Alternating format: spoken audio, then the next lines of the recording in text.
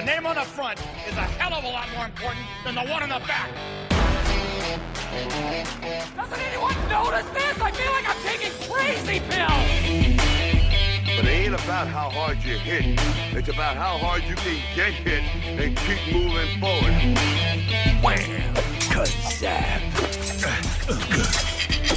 First try. Why so serious? He's a fast killer. I love the smell of napalm in the morning. I'm drinking pump. I've been drinking green tea all goddamn day. I don't know. I have a bad feeling about this. Hello. You are listening to the Good Day for a Movie podcast. We're brought to you by GD for GD, so head over to gdforgd.com and buy some dope gear because $10 of every sale gets donated to their nonprofit partner, which is currently the Matthews House. They're a nonprofit that empowers youth and families by building trusting relationships. Their Strengthening Families program takes a holistic approach in helping at-risk families achieve stability. This helps disrupt the cycles of poverty and abuse. So like I said, head over to gdforgd.com and buy some awesome gear. I'm Tate, and alongside me, as always, our anonymous co-host. He's hosting it for the first time. Yeah, I was about to ask how my Jacob intro went. But you can introduce our special guest first. Yeah. So we'll do that first. And then we got our special guest over here, Zach. Welcome. Hello, I'm the stepbrother. But how'd you guys like my Jacob intro? Eerily, you sounded almost exactly like him. I tried to hit all of the pitches and the notes and everything. Jacob's gonna feel threatened by that. I think he might. Yeah, I'm maybe next time I'm just gonna start doing it when he's gonna start and throw him off. Then cut him off. Yeah, he won't know who's talking. He'll be like, "That's not me saying that." Who's saying that? Very funny. So Zach, as the guest, you get the movie choice. Oh yes, and I picked a good one. You got one in store? Yep, it's gonna be Clockwork Orange. Ooh, okay. So this is a Kubrick film, originally a novel of the same name. We just watched Kubrick Full Metal Jacket. Oh, nice. Which was pretty good. Didn't see Highly that recommend one. it. But anywho, continue. This will be my first Kubrick actually I ever watched. So. This will be my second. So. Oh, okay. Anyway, so the novel was in 1962. This was made in 1971. So it's based off a novel? Yep. All right. Dystopian. Yeah, that's about all I really know about it. Cool. I'm very excited to watch this. Any notable actors or actresses? Let's see. Malcolm McDowell, Patrick McGee, Adrian Corey, and Miriam Carlin.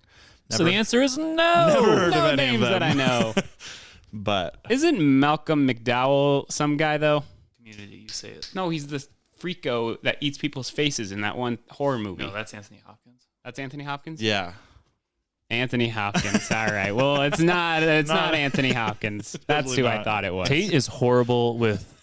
They can just have they could look Anthony Hopkins. not alike. Actually, he does kind of They look do like look him. extremely He alike. looks very similar. There we go. Anthony Hopkins and what's his name? Mike McDowell? Malcolm McDowell are my new Jeff Bridges and Kurt Russell. And what was your other one? Natalie Portman and Keira Knightley. Yeah. This is just another one to add to the books. Oh my God. They look so similar. So ridiculous. So silly. All right, so it looks like it's streaming on Netflix. Yeah. Go. And it's 2 hours and 17 minutes. All right. Well, let's get into it. Here we go. There was me, that is Alex, and my three droogs, that is Pete, Georgie, and Dim. And we sat in the Korova milk bar trying to make up our razoo docs what to do with the evening. The Korova milk bar sold Milk Plus, which is what we were drinking. This would sharpen you up and make you ready for a bit of the old ultra-violence.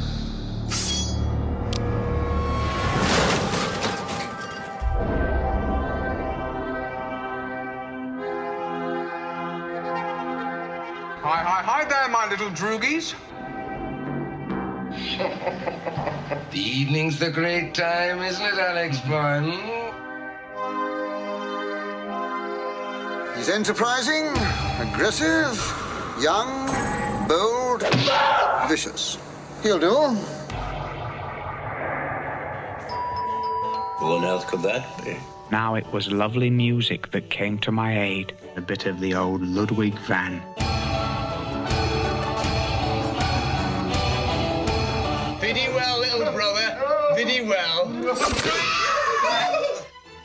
I don't think so. Stop it, please, I beg you! Food, all right. Great, sir, great. Try the wine.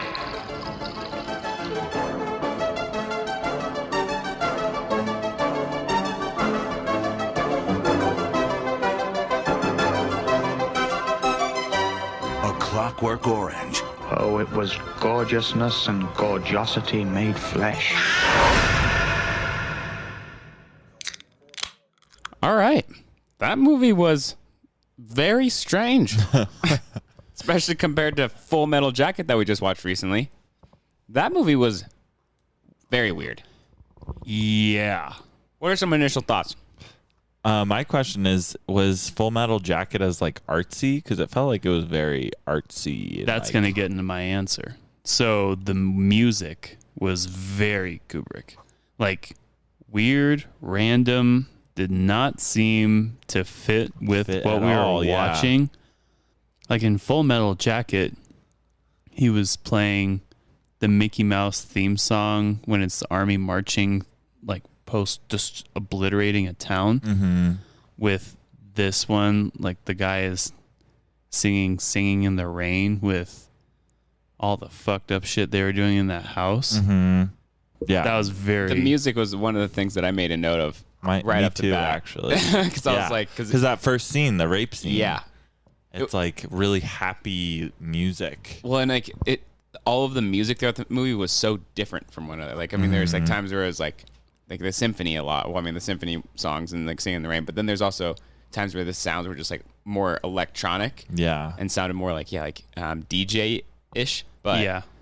So it was a big mix of weird, different music. Like there wasn't a consistent theme. Mm-hmm. And that was very, very, very, very consistent with Full Metal Jacket. Almost. Yeah, Full Metal Jacket completely in sync. I Does think it's Full cool Metal Jacket have a lot of Beethoven or like symphony music as well? No. It's not classic. They were just playing like classic rock or like it was just weirdly movies of Forrest that Gump-esque time. Mm-mm. But yeah, the theme that I see so far is that he lets music play a big role in his movies. Yeah, a lot. sure. Yeah, like a lot more And than some other movies. There was even a minor detail of when his two old friends were the police and they took him to the boonies or whatever. When the one was hitting him with the baton, the music in the background would kind of go boom, boom, boom every time that he hit him. And I was like, that is so weird. But there are little traces of that where the music, either a note or a beat, would mix with what you were watching. Match up, huh? And then what I really liked about the music in it, it was like the one part when he's undergoing the therapy and they like have the music playing while he's watching. Like at first I thought it was like part of the actual movie, and then it shows that it's him watching the film. So I thought it was cool that they kind of like brought it and like made it more meta that way, that he was now viewing this juxtaposition between like the music and the film. So that's one of the main scenes that I actually want to talk about was all of the therapy scenes, because there's a lot of visuals in this movie, like scenes that they had that were, and I think we even talked about this in Full Metal Jacket too, that he doesn't really hide anything. It's just like raw. Like it in like that therapy scene when they like had his eyelids peeled and just consistently pouring. Like it was hard to watch, cringing. I was like, oh my god. Yeah, that would be your nightmare. Yeah, just to be completely. For the record, restrained. Tate has like eye drop bottles everywhere in his car. I do love eye drops. In his desk, in his nightstand. Many eye drops.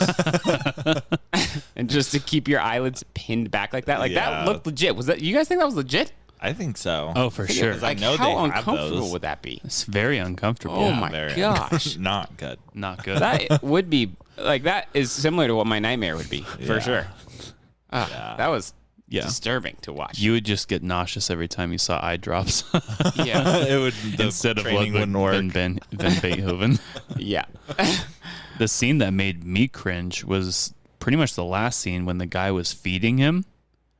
and he just kept going. Yeah, that was pissing me And then off. opening his mouth. His like I wanted to jump into that film and punch him repeatedly. When he was For some eating reason, spaghetti? when he was feeding him like the steak when he was in the hospital when he was bed at when the end. politician was like talking to him yeah. about like, let's just call it good so I can get voted again. And he's just like, Yeah, for some reason that pissed me off more than the murder and the like sociopathy. It was just the smacking of the lips. it was sociopathic for sure, because he was like, he knew it was coming. He was like, I'm totally gonna get out of this, and this guy totally needs my help, and he's just like totally loving it every second of it. Yeah, that was But that does. There are a lot of like exaggerated acting features in this movie, which were very kind of similar to the music, strange but weirdly timed in ways. like, what's an example? I don't really know. The eating. Like the way he was over exaggerating the eating, the way they were over exaggerating the mannerisms in the prison, like the sergeant or whatever that was leading him with the like gigantic stomping. Yeah. There's stomping in the military and stuff, but it's not like where your knees are to your chest, like stomping. Well, and I thought that the the guy and the couple that they originally go in and like rape the wife or whatever. At the end, he was very like theatrical. Yeah, his frowny face. Yeah, was so astonishing. Like he was. Yeah. When he was, I just remember when he found out when he's singing in a rain song, and he was in the bathroom, and then it just goes back to him, and it's just like the angle of him up on his face, and he was just like shaking with anger. I thought that it was very I thought the acting was really, really, really good. Like, I don't know who anybody in this film was. We ended up looking up the main character. Yeah, for all you Heroes fans, you'd know who McDowell was. But and apparently he was in Community too, which I've seen. Yeah, but I've seen Community, but I don't remember him. This was him way younger. But I thought the acting overall was really solid from pretty much everybody. And a lot of that would have been so hard to act. Yeah. Like, yes. A lot of those early scenes. Yeah. Yeah. There's not much more you can say about that.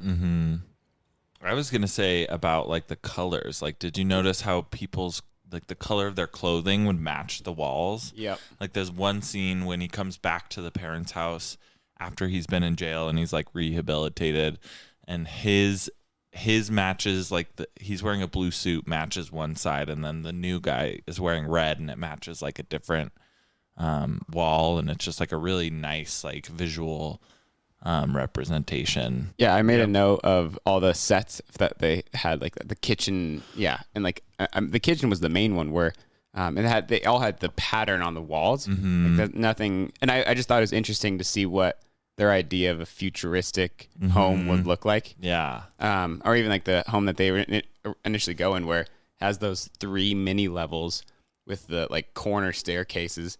I thought it was cool. All the sets I thought were really cool, and the colors that they used definitely stood out a lot. And they did match what the people in the scenes were. Yeah, I didn't think too much into it, but I did notice it. I was like, it was Kubrick may just love exaggerating things. Maybe that's just his like. I really like his style. It almost reminded me of like Wes Anderson, like that's what I was gonna say, like over the top weirdness. You know, I could totally see that. Totally the moving scenes. When before the like wife early in the movie gets up, when it is focused on the guy writing, and then it pans over to his wife singing. I was like, in my head, I said, very Wes Anderson. This has to be where Wes Anderson got his style, because it was picture perfect Wes Anderson. Yep. But and also with all the other little weird things too. Yeah, like the cartoonish almost nature of, and like his mom always had like different hair color. Like, was she supposed to be wearing a wig, or was that like some weird like surreal?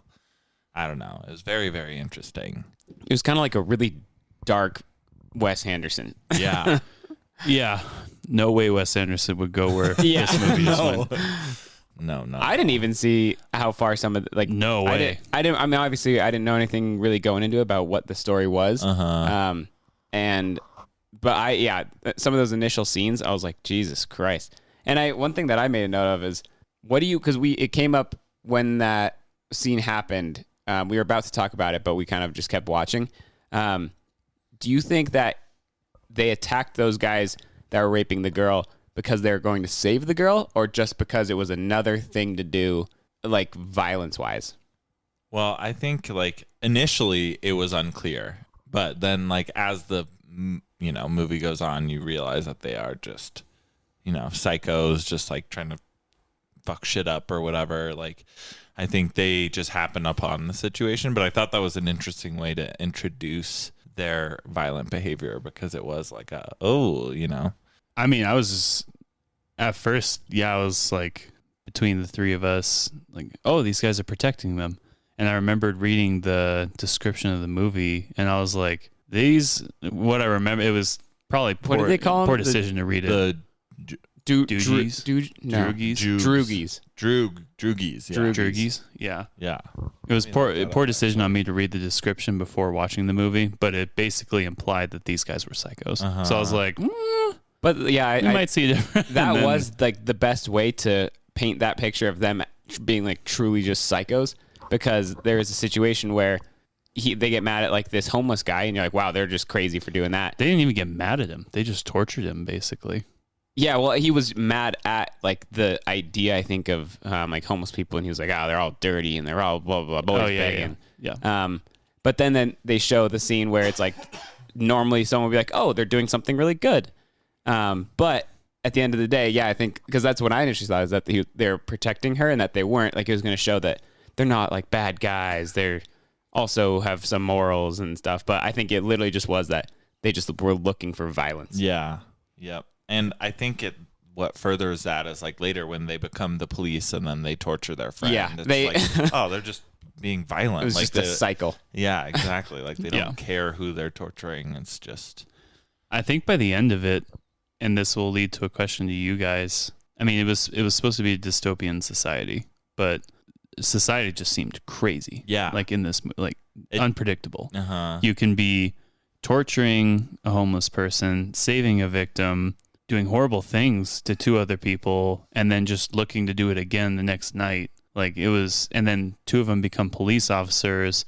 One of them pretty much does everything he can possibly do to get like a normal life back. Like it's totally unpredictable. And I think that was kind of for me, it was what a dystopian society would be like. Mm-hmm. But I mean, that's kind of trite for dystopian novels. So if you have any. Well, my input on that was like initially if I hadn't known what this story was or read the background, like I wouldn't have really known that it was a dystopian, society through the film. Like it just wasn't super obvious.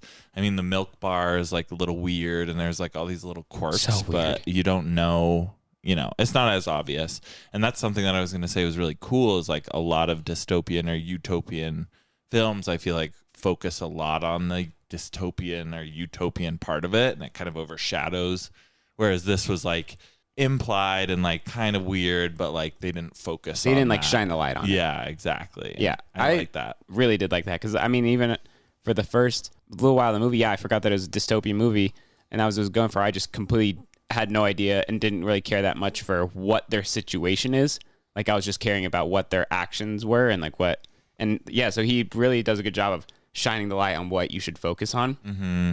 One thing that I thought about, and I made a note on, what do you think, if there was one, the message that this movie is trying to send, or like the reason for the film? So I guess book, because it's based on a book. But what do you think the goal of the film/book story is? My quick answer would be the whole conflict with the father, the priest, when he was saying this boy lost choice, like moral choice. When you strip that choice away, they just become beasts, regardless of whether or not they commit sin. I think that's maybe the point. So it's like a freedom of will type of... Like, is it better to strip people of their choice to have it be more sane, withdraw sin, or is it better to keep freedom of will and strive to guide freedom of choice towards good? It's like, is it better to strive towards guiding freedom of choice towards good, or to strip the possibility of evil and choice? Yeah, I definitely think like the role of the father, ethics and morals was a huge like part of it. Yeah. I also feel like part of it was like obviously just like shining a light on the like incarceration system. That's what I was going to go with. That's what I was thinking. That's kind of what my answer is going to be. Or there just seemed like, to be a big theme with just the characters, at least, and like their path through life. And yeah, it totally made me think about incarceration. Mm-hmm. But it was interesting because my first thought was like when he first shows up in jail and it's like they're in the library and they're chatting. It's like, oh, this isn't like what you think of when you think of like actual like bad incarceration where you just lock people away. Like I was like, oh, maybe this is like an actually good rehabilitation. Like because they called it that, didn't it? When they said like you're going to this, like they called it the rehab center. And so I was like, oh, maybe this is like potentially an example of like good, good forms of that. Yeah, but I don't think ultimately that's where it ends up. I think it was more about like the kind of I don't know if you would say like a cycle, but like the cycle of people who commit a crime early on, and then they have to go through this process, and then their life like coming back. Like, and almost this tried to say like, okay, well, what if we had this super good system that was perfect, and it did exactly what jail is supposed to do, which is like to completely turn this person into someone who will never commit another crime. I think that was kind of like the big thing because they had this idea of, we have this perfect system to wipe you of your intentions to do anything bad. But then it's like him trying to like live in this world and he just is nauseous the entire time. And I'm like, I don't know. It was something there about the idea of someone who goes to jail and then their like experience of coming out of jail. Back into society. Right. Like the therapy was like a compressed metaphor for like what incarceration really can be in this society, even if it's like over 20 years, you're in jail, but you come out and you're, I don't know. I think it accurately represents that. Like no matter what jail looks like, that's the intention of it, was like to be what this movie, like what they succeeded in getting out of him. But at the end of the day, it's kind of like, well, what's better? Like I think then that kind of goes back to what you're saying with the whole choice thing. Because I didn't even think about that scene and the idea of ethics and moral of choice, but well, and thinking about the incarceration part now, maybe the balance or maybe the dilemma of that is Alex was a representation of the people who are being incarcerated where they'll just do anything to get out, and even when they get out, they're probably unchanged. And so maybe the moral dilemma is like, all right, we keep these people in here for, okay, quick thing, I was pretty sure he said 14 years, and then they were like, I have no idea what. I'm wondering, time was it frame like, he was? Did in. he actually say 14 early and then 40 later as like kind of a thing? I don't know. That was sure. Crazy. Anywho, like the person doesn't change after 40 years. Okay, well maybe we let him out early, but we just going back to the moral, the moral dilemma I mentioned earlier. So, like, and the main character obviously had zero intention of changing, which was probably the most focal point of this whole movie. But I thought it was interesting just having the antagonist or the protagonist be like a sociopath. Because like that's a very interesting aspect. Because like obviously you don't like him because he's like a murderer and a rapist and whatever, but like even still when he's getting tortured, you kind of are like, oh, like you still feel for him.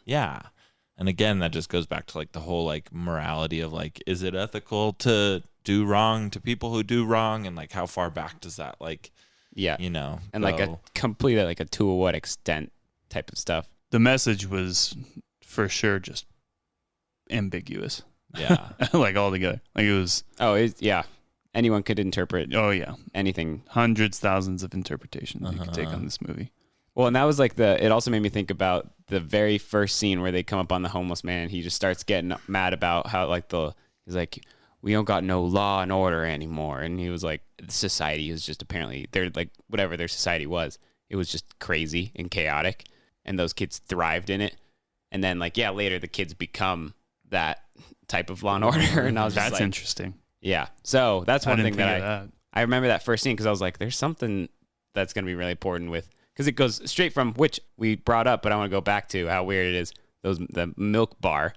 Very so weird. Strange. Getting high at a milk bar was what the descriptions. That may lead to my question was, the sexuality in this movie. It was over. It was all over. It was like literally every beyond scene. Game of Thrones and Westworld combined. Yeah, because there were all the pictures of like the girl. Every wall had like all these paintings. Yeah, the rooms drawings, like men and women. Like it was the giant penis, giant that he murders, kills the lady with. I was like, oh my god. Yeah, everyone, every single person just had paintings, items that were just. Even Jesus wasn't clothed. He just had his junk. Very over sexualized. Yeah. But I feel like it like diminished as the movie went on. Like the end did not like it was very maybe I just got used to it as the movie went I think on. you're right actually. But like the first like two of the first like 4 scenes are rape scenes pretty much. And then there's a lot of but you're right. I think there was a lot of like sex images in there. But then for the second half it seemed to be mostly like him in a suit and him in a button down like and going by like they're just trying to be a good person. But so it definitely diminished in the second half. To me, there was almost like 2 acts of this film. I mean, the first act would be him being him like his true self, and then the second half was him kind of after he was wiped of his choice, trying to deal with all that. But I was gonna say it was still what like I mean I think we had less opportunities to see it, but like, he was in a coma and his doctor and nurse were banging it. Wow, it was forgot about that. there. Yeah, it was still there. Yeah. So I think it was another mark on the whole observation of whatever freaking society he was living in. Yeah, wow. Because man, that was the one thing that I was thinking about at the end of the film and kind of throughout was if you're someone who read the book and then I mean whether you're the guy making the film, whatever his name is, Kubrick. Whether you're Kubrick or just someone who's reading the film, if you kind of get these images, like if the book was written in the way to paint these rooms and paint these like the milk bar, and like all of these like their homes and everything and all their clothing and all that stuff. I wonder if the book paints those images really well, or if it was totally up to his interpretation of. Yeah, or maybe it was like not even described, and this was Kubrick's. Right. Yeah, that's kind of what I'm wondering. If like the book explains these scenes, like, and then he kind of built off of that, or if it was up to him to create it. Yeah, that would be interesting to know more about. I had a similar question of like a lot of at least is initially apparent in the film is like visual and audio. Like we talked about the music and the color, so it's like I wonder how this reflects the book, kind of a similar question of that you had, but like I wonder how it's similar or different. Do we know anything about the book? I know it was written in 62, and it was called Clockwork Orange. Yeah. I don't know like when it's supposed to be set or one thing. Probably the first thing fucked me up. This movie kind of fucked me up. A little bit. The first thing I googled was why is it called A Clockwork Orange? Because that was bothering me. I thought that there was going to be something that would kind of hint at it. Yeah. So this is for the book. The title was a metaphor for an organic entity full of juice and sweetness and agreeable odor being turned into a mechanism. Huh. Whoa. What? Wait, say that one more time. Metaphor for an organic entity full of juice and sweetness and agreeable odor being turned into a mechanism. And this is just Wikipedia. It looks like, just from Wikipedia. Huh. That seems like something that my English class should have gone over. Yeah. If the book was at all as graphic as the movie, 0% chance that's going in the high school. Yeah, that's true. Yeah, but that just seems like the bread and butter of the type of stuff we like, the books we read and how we analyze stuff. Like, because I feel like you'd go really deep into that meaning of the title, like what he thinks the mechanism is. Right, like was he talking about the justice system? Yeah, that's or like kind of what society in general. Because it's just I'm trying to connect the dots of like talking about like incarceration, the law and order, choice, all these things, and that just immediately paints my picture of judicial system. Yeah, bouncing off of that, like it seemed like Alex, the main character, was like basically at the whim of society through the entire movie. Where like initially he was violent because whatever society was violence shitty. was what normal. Yeah, it was a dystopia, and then they like jail him, and then he's like, okay, I'm just gonna do this now, and then they get him out, and then the politician or whatever comes up and is like, hey, you're gonna shake my hand, and he was like, okay. Yeah. Like, I felt like, oh, you're gonna feed me? Yeah. God, that scene. Yeah. That's gonna be in my nightmares tonight. a lot of I was saying it earlier, a lot of these scenes in this society they lived in is like a nightmare to me. Like a milk bar, that milk bar would be my worst nightmare. Yeah. And FYI, Tate's like lactose intolerant. Yeah. So that's milk fucks me up, and that bar looks like the worst thing ever. We would not want to go in that bar if Tate had a glass of that milk. New. And then the with the therapy. Tables, yeah, the tables too. that were like naked bodies with like neon pubes. Yeah. I was like, oh my gosh, so get weird. me out. And they were just saying, yeah, they always go to these droogies or whatever. Always go to this milk bar before they go find violence. And I was like, oh my God, I don't like this milk bar. Violence inciting milk bar. Yeah, fight milk. They're drinking fight milk. Fight milk! Fight milk's in the house! Fight milk's in the house! Who wants to drink some fight milk? Fight milk's in the house! That's right! Time to stop eating your crow and start drinking your crow, everybody! Oh, the one other scene that I thought possibly one of the most disturbing scenes was when he's on the stage and they're testing him to make sure that he won't like commit another crime. Oh yeah, in front of that was like I thought that was maybe one of the hardest ones to watch, just like from a psychology standpoint. Like that was fucked up. Yeah. So like basically they broke him down to where he couldn't even react to like if that guy that was just like making him lick his shoe. I was like, oh my God. Yeah, the boot licking was I thought that scene was really hard to watch. Yeah, I mean. There were worse scenes. A lot of them. That one was weird.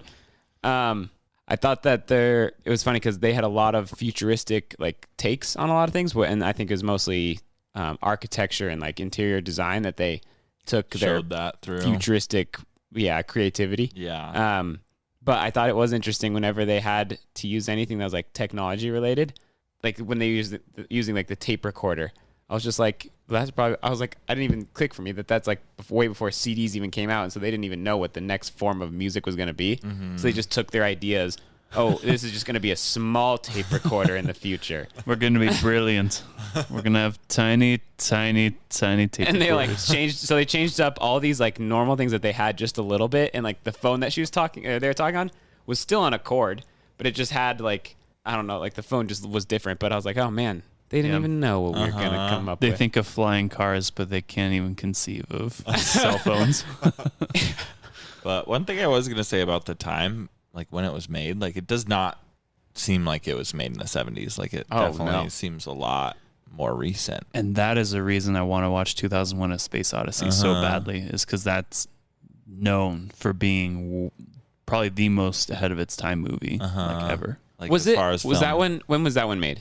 Before this. It was 68. 68 for Space Odyssey? Okay, yeah. So even, like, I mean, I've seen images from that movie. I haven't seen the movie, but, and it does look very well done, like, production-wise. Mm-hmm. And this movie, I thought, was really well done, too. Yeah, it really was. I was very impressed. Especially for the other movies that we've seen that are right around this era. Yeah, even Alien was... Yeah, Alien was kind of old. Looked a lot older, but it looked way older. Yeah. Shouts out to you, Kubrick. He's dead, but what? Rest in peace, brother. Rest in peace. Damn. Rest in peace, brother. Fuck, I didn't even think about that. Brother. Oh, that was one thing that I did like about this film is I like that I wanted to think about. Yeah, but he called everybody his brothers, and then also the guy that always finished every sentence with yeah, or he was like yeah. Alec boy, awake at last. Yes, I met your mother on the way to work. Yes, she gave me the key. She said something about a pain somewhere, hence not at school, yes? A rather intolerable pain in the head, brother, sir. I think it should be clear by this after lunch. Or certainly by this evening, yes. The evening's the great time, isn't it, Alex boy? Cup of the old chai, sir? No time, yes. Oh, I need you to do this, yes. Yes. Yeah. I like weirdly enjoyed all of like the writing was really well done, but I weirdly enjoyed all of those little characteristic like quirks. Yeah, quirks that they all had. And he was like, "Well, my brothers, I was at it again. I was getting my therapy on." I'm gonna be talking like that for a little while. My brothers.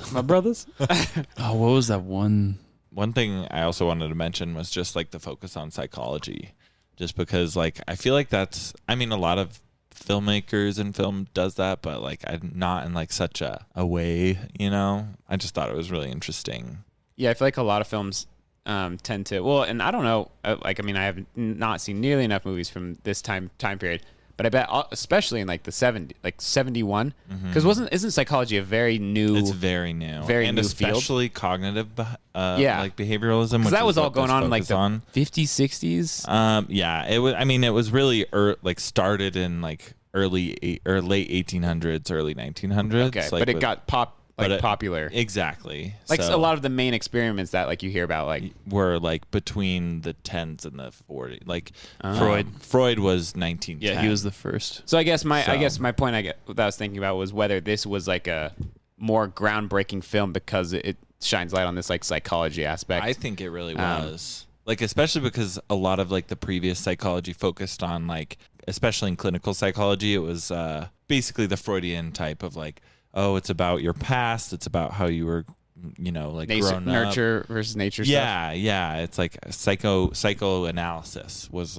like a big focus. And then cognitive and psychology came out, and it was like a newer kind of like... and that's where like a lot of the fucked up tests came up. Yeah. And like what they were doing in this was operant conditioning, where it's like you associate a behavior with a certain bodily reaction so that like... And in this case, it was negative, you know, towards violence. But I just thought it was really interesting, really cool to see, and like how morality comes into that and plays into that. So yeah, I did. I think that was probably one of my favorite parts about this film was the psychology aspect. Mm-hmm. All the droogs like were wearing like this weird diaper thing. Yeah.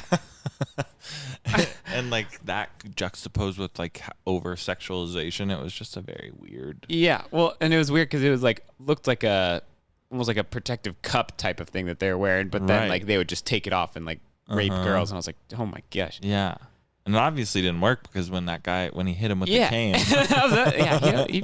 He hit a lot of people in the dick. Wow, speaking of that costume, Kubrick was the one that told they had the cricket whites, he said. Kubrick asked him to put the jockstrap on the outside. So it was a very intentional. It was like the director's like, no, that looks more fucked up. Go with that. Yeah. I mean, he was right. Yeah. It did look very fucked up. It would be a funny Halloween costume. It probably would not be a good Halloween costume. It would not be a funny Halloween costume. It would be a very bad. Definitely don't wear that as a Halloween costume. All white long johns with a jock strap on the outside. With the like the nose mask. things. Yeah. Like and the bowler cap. And anyone would see you and they go, "Get out of here." Like, I've seen that movie. I've seen that movie. You need to leave. So the awards, there are no huge awards that it won. Was it in any of the Oscars? Mm-mm. It wasn't? Well, I didn't look up nominations, but it didn't win any. Didn't win any. No, but it won. This strikes me as a film that would be up for I think least it was, some it, things. It was probably a little too like experimental or like alternative to be. I mean, I don't know that for sure. I'm just guessing. But. Yeah. I don't think that's far from, for 71.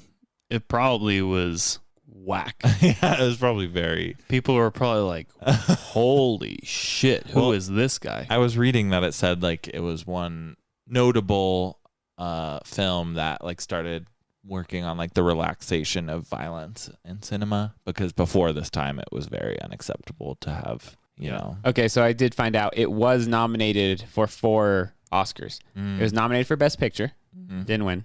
Nominated for Best Director, didn't win. Nominated for Best Writing, Screenplay based on material from another medium, didn't win. And then Oscar for Best Film Editing, also did not win. And then also, wow, at the Golden Globes, also got snubbed. Was nominated for several things, didn't win. It was probably like a weird, we should get him nominated for a bunch of stuff, but we can't let him win. It looks like it won a bunch of smaller film Yeah, it won like very New very York, Wes Anderson-esque. New York Film Critics, Kansas City Film Critics. Ooh, Kansas City. Nastro d'Argento for the director of Best Film. Venice Film Festival it won. Yeah, so it was definitely a very old school experimental indie film in the way it was shot and like the futuristic aspect and what it was about. I liked this movie. The more we're even talking about it, I like it. Yeah, Wes Anderson, we got you figured out. You little you just dog. watched a lot of Kubrick. Yeah, you're not new. So I know that the novel Clockwork Orange was notably banned in a lot of places. Really? Yeah. So people tend to talk about it when they talk about censorship. But I'm reading here, and I think I just read that the film was also banned in Britain. In Britain? Yeah. Give me 1 second. Whoa. I'm going to read on that. This says that Stanley Kubrick was a great fan of cricket, and he applied that passion to the decision around the costumes. So that's where like the all-white. That's where the all-white costumes come from. Did look very cricket-esque. Uh-huh. So we're all looking up some cool fun facts about the film, whether it was like production stuff or once we got into the awards and some of that, we got into some other things.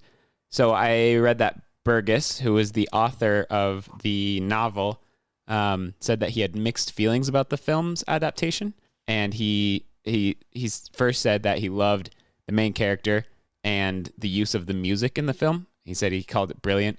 He said even so brilliant that it might be dangerous. I was like, that's kind of scary.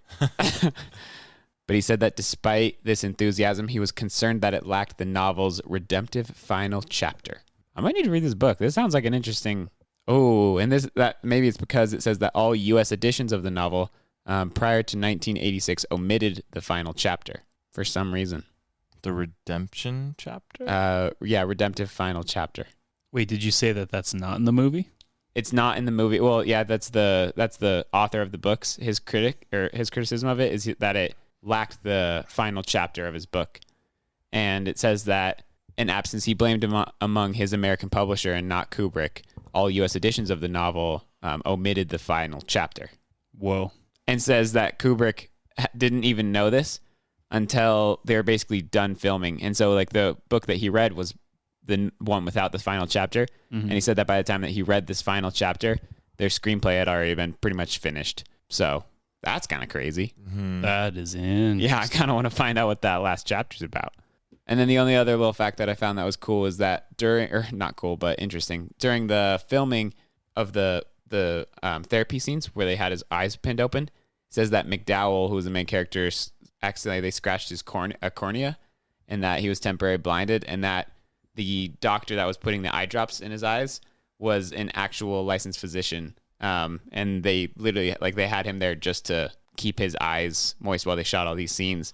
So I think that might have been legit, pretty legit. Like, yeah. I bet you he was like, we should do this. If you want to do this scene, he's like, we can't just have this guy's eyes be completely dry. So that wasn't even like he thought of that beforehand, but it was a good touch. Yeah, that's interesting. And then the last thing was that it had a budget of $2.2 million, but it did $26.6 million in box office. Wow. So pretty good return. All right, well, let's get into some scores. So with some of the aggregators, IMDb gives it an 8.3 out of 10, 77 on Metacritic, and an 88 on Rotten Tomatoes. Do you want to go first? No. I'll go first.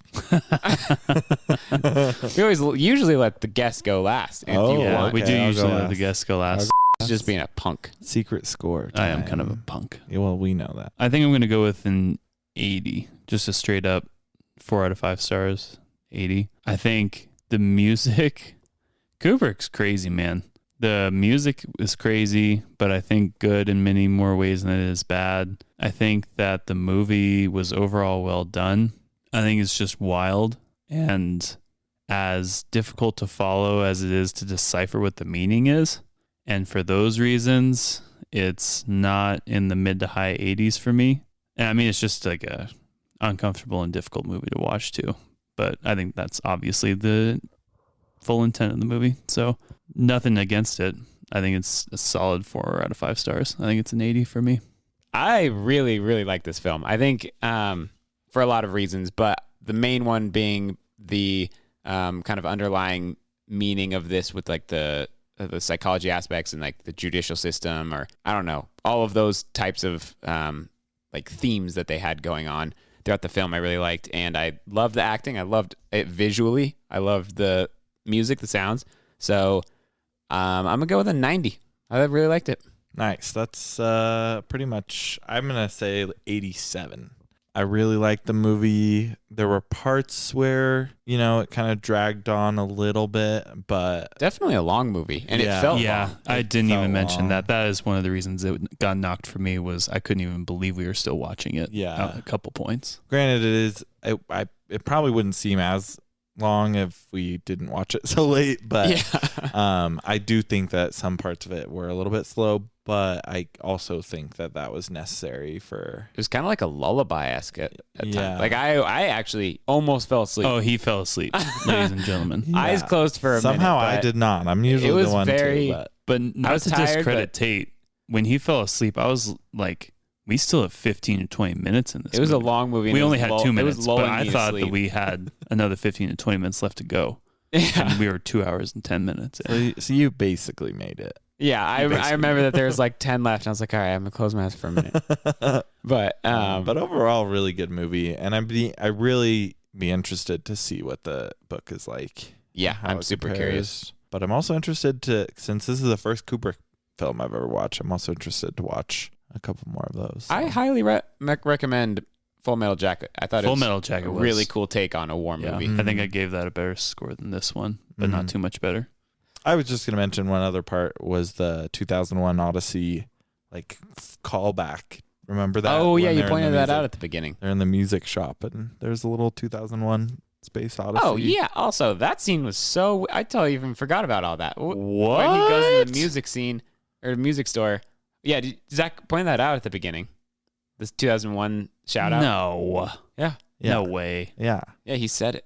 No. Yeah. I didn't hear that. I did. You're kidding. Yeah. 2 against 1. Kubrick, yeah, we like you talked about it sneaky for dog. a sec. I was like, whoa, that's crazy. But yeah, that But then like he whole just scene was weird. goes up to those girls and just says the couple lines to him like a total creepo. Hey, and then sisters. They had like that was the funniest sex scene. Threesome scene. Yeah. Like fast forwarded. They just kept trying to get dressed. Yeah, and it was just like he grabbed him back. I did like that scene that was a lot. very funny. That was a very funny scene. So that comes out to an average of 85.67, but we're just going to round that up to an 86. Solid movie. Yeah, very good. Yep. Thank you for the pick. Yeah, of course. I'm glad that none of us had watched it. All right, folks, so that's going to do it for today. If you have any thoughts or questions, you can shoot us an email at gd4ampodcast@gmail.com. You can also follow us on Instagram at gd4gd.movies. We're also on Twitter at gd4gd_movies. And we would love for you to leave us a 5-star review on whatever platform you listen on that takes reviews, but especially on Apple Podcasts. That's the one that's going to help us out the most. That's what all the advertisers look at. Just make sure they're all 5-star reviews. If you have anything negative to say, shoot us an email, or you could leave it in the review, but make sure it's 5 stars. And if you don't, well, actually, this movie was a little too real and vulgar. I can't say anything negative. It's an open wound right now. Yeah, this is a bad movie to follow up with a threat. Torture, yeah. Yeah. We'll get some cricket jockeys. We'll go get some outfits on. No, I can't even start that sentence of saying we'll go get some fight milk, because who knows what happens after that. Yeah, who knows? All right, and we'll catch you next week at the movies.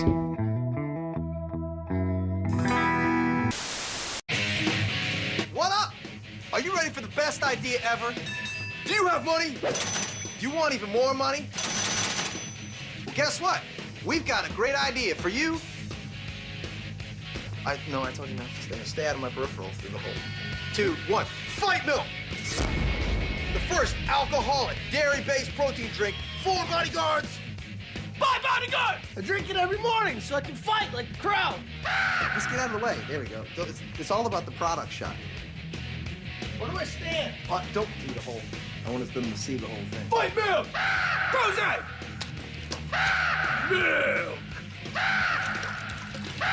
Made fresh! by bodyguards and Charlie. What up? Watch his profit soar high as a crow!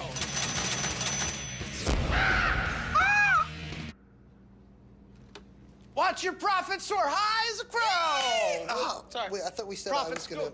Yeah, go with your right. To the right hand. All right, anyway, who wants to invest? I'm gonna go.